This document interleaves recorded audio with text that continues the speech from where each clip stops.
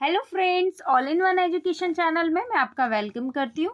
आज हम आपके लिए लेकर आए डॉक्टर भीमराव अंबेडकर पर निबंध बोल लें, टॉपिक बोल लें। कई बार आपको इन पर बोलना भी पड़ता है, तो आप इसमें से अपने पॉइंट्स ले सकते हैं। चलिए, आपको ये पता है जो संविधान है, हमारा कॉन्स्टिट्यूशन है, वो इन्हीं ने लिखा है। इन्हीं के कारण हम शिक्षा, अपना अधिकार, समानता, इक्वलिटी, हमारा जो एजुकेशन है, हर एक चीज़ को क्या कर रहे हैं, हम प्राप्त कर पा रहे हैं। इक्वेलिटी जो हमारी है। डॉक्टर भीमराव अंबेडकर भारतीय संविधान के निर्माता और सामाजिक न्याय के प्रणेता थे। उनका जन्म 14 अप्रैल 1891 को एक दलित परिवार में हुआ था, मतलब बहुत गरीब परिवार से ये थे।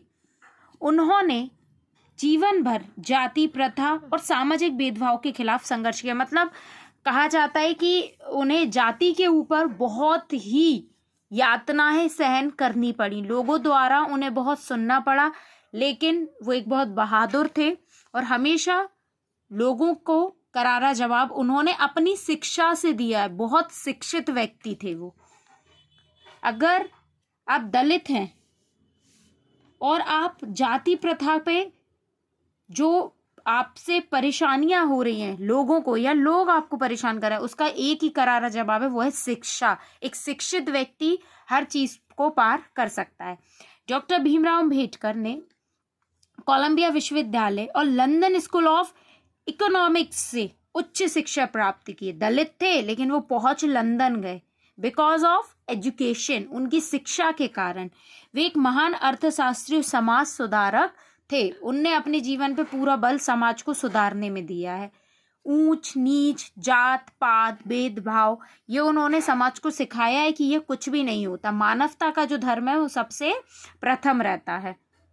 उन्होंने भारत के संविधान का मसौदा तैयार किया, जो दुनिया के सबसे व्यापक और लोकतांत्रिक संविधान में से, कि भारत का संविधान है जो हाथों से लिखा गया, और वो लिखा हुआ संविधान जो है वो भीमराव अंबेडकर बाबा ने ही लिखा है।